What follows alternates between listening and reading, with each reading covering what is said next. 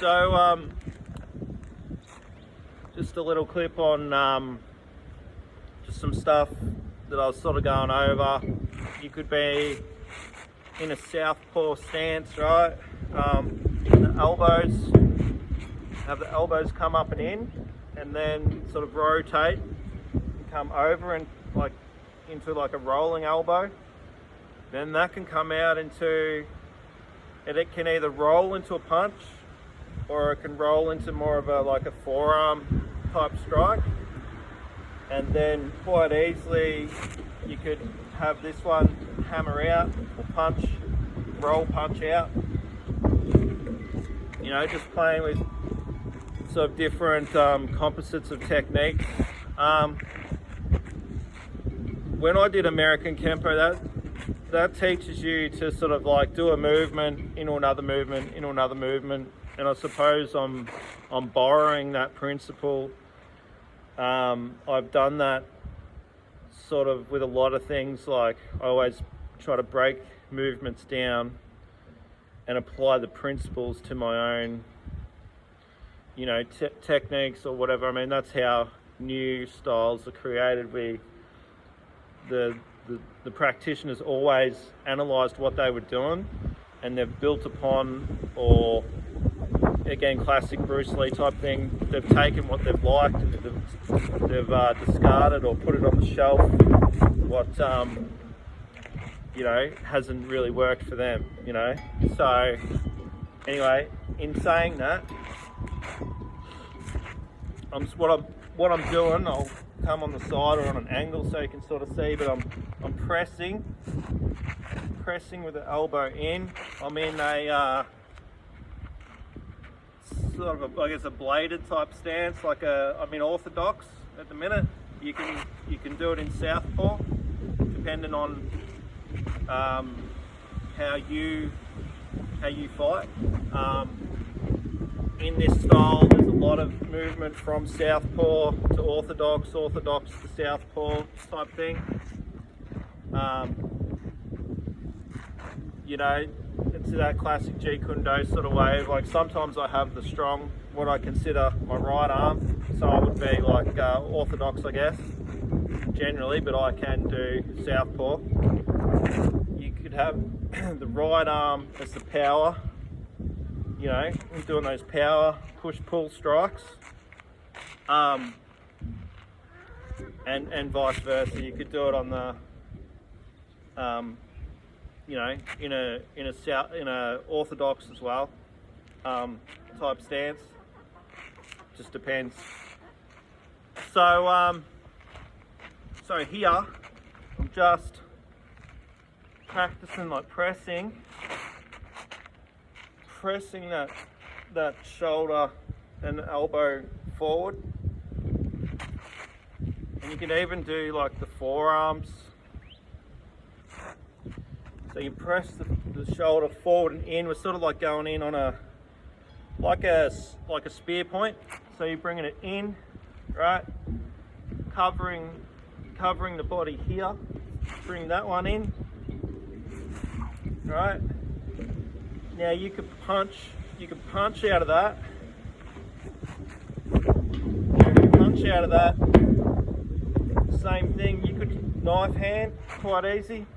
If you wanted to, do knife hands out of that, collapse the elbow, and then use these forearm type strikes, so the elbow can come. So I'm pressing it inwards, really downwards and in, right?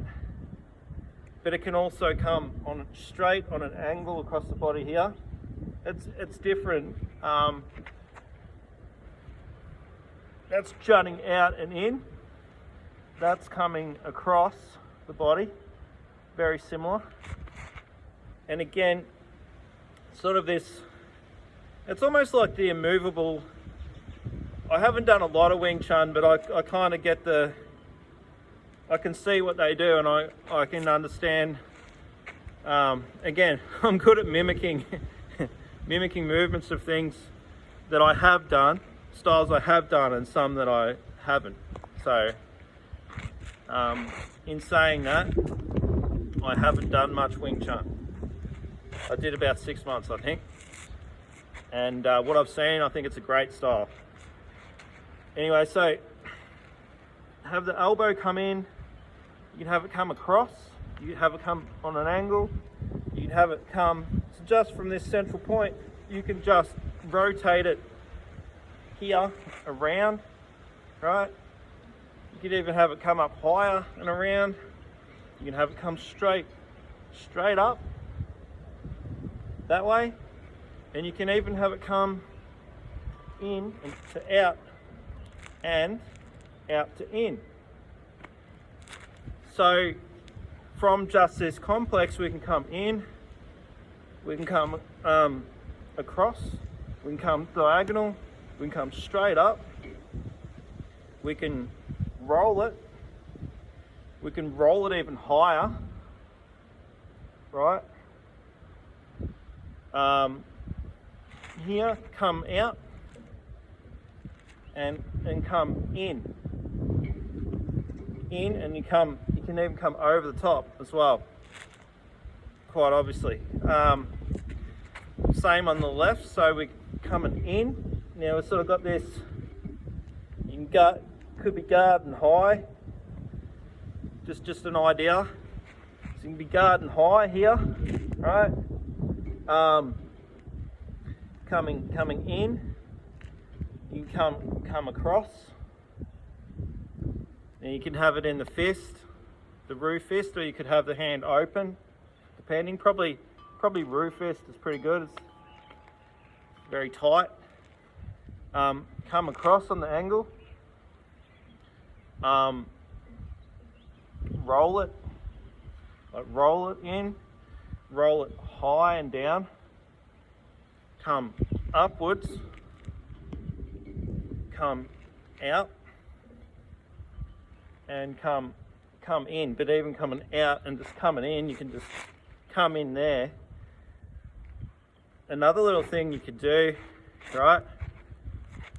And all right, so from all of that, let's say we're here, and we drop that elbow in, drop it across, bring it up, straight up. Say if we're up, we can bring it down that way rather than just rolling. So we can just roll from there.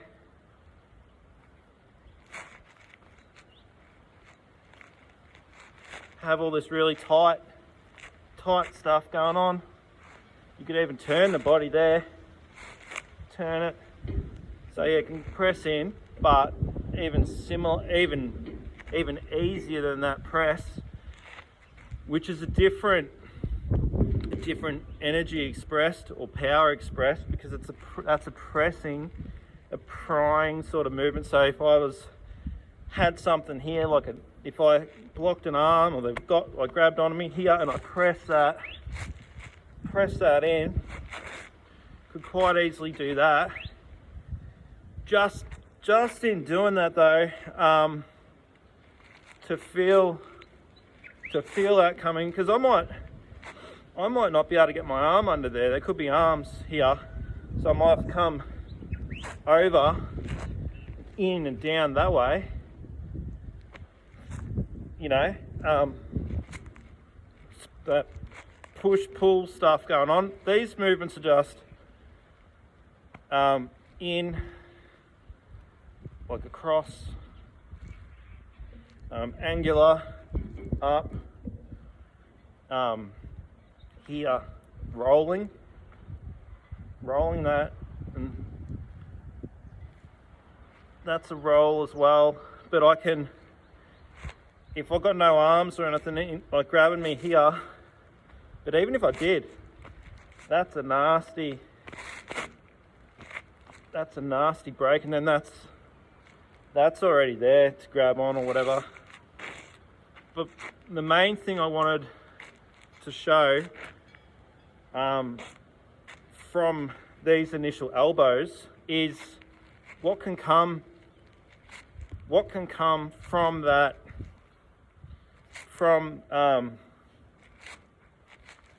like the elongation or expansion of that movement. So here you could like punch out straight. Here you could, you know, I don't know, just working on it. Here, like a back fist maybe, it's already sort of there. Pressing movement, so here and just like hammering out, and then, you know, again like the back fist.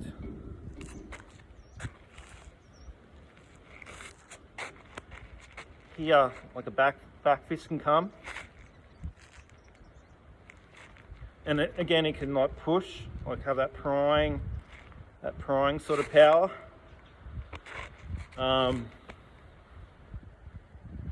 Lots of different things just from this sort of hip width type stance, pressing in, you know, having the forearms press in, so this prying sort of movement, push that from the punch type thing.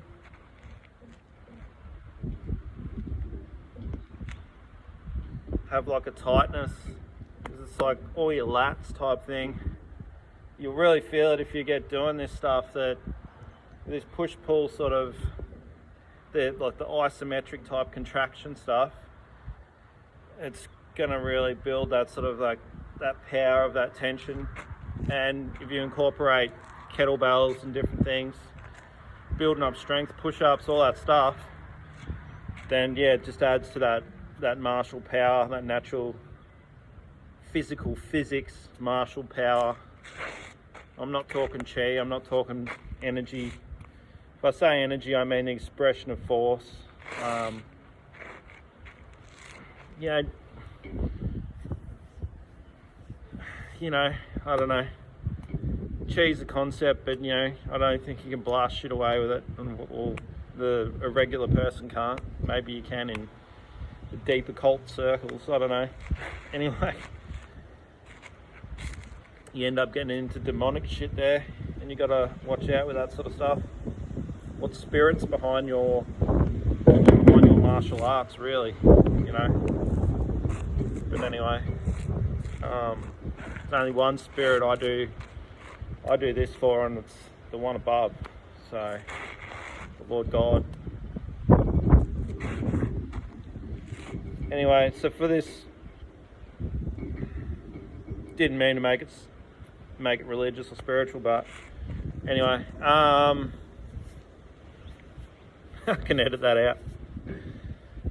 All right, well, that's probably about it.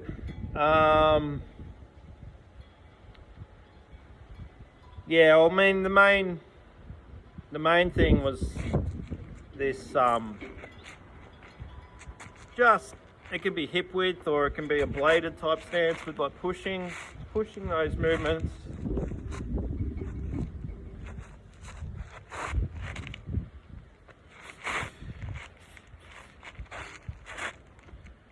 You know, getting that.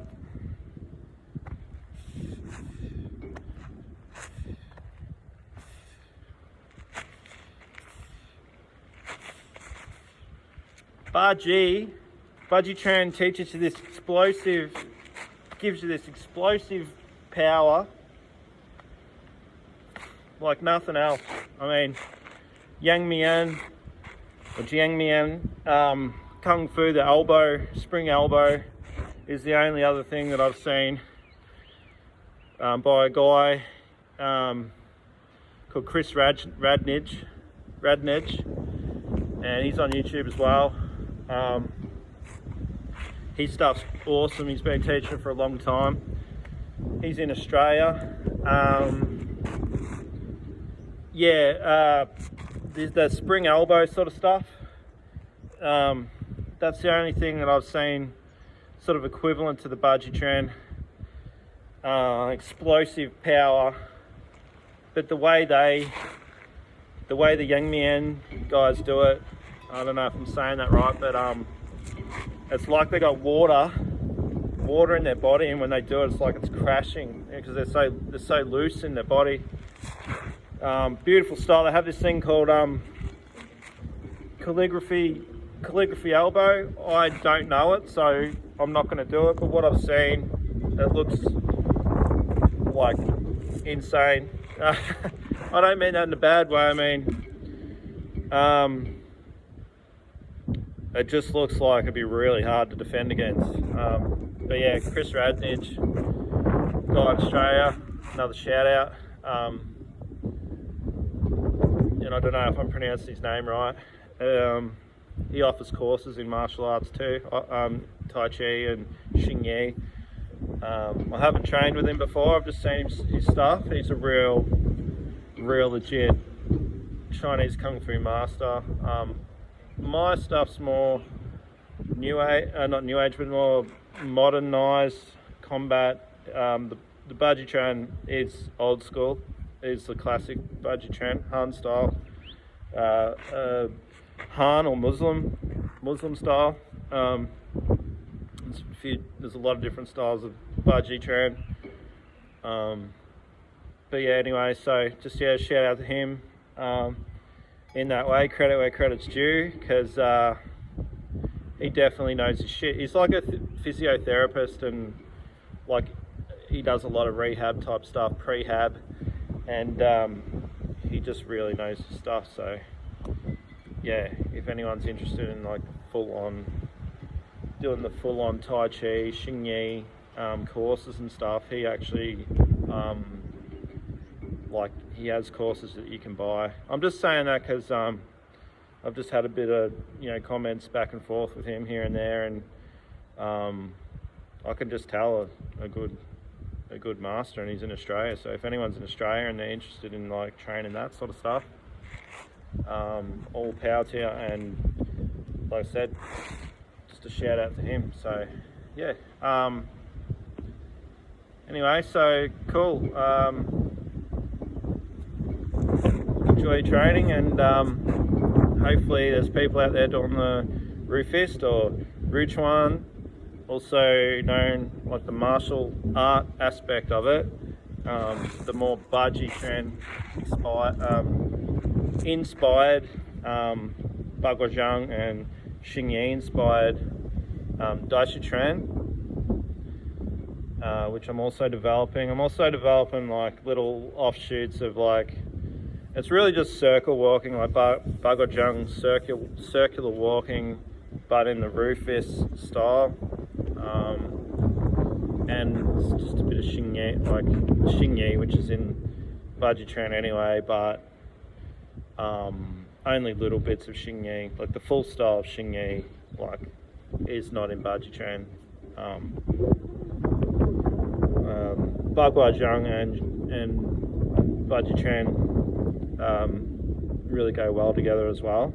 The 8 trigram palm, Bagua Zhang, which that's the English terminology, and Baji Chuan 8 extremities fist, or also known as rake fist. They both go really well together, and historically there has been times when Xing Yi and Bagua were trained together as well, and you can see that in their some of their stepping and things like that. So because a lot of people don't know, but I think Bagua Zhang is a very young style.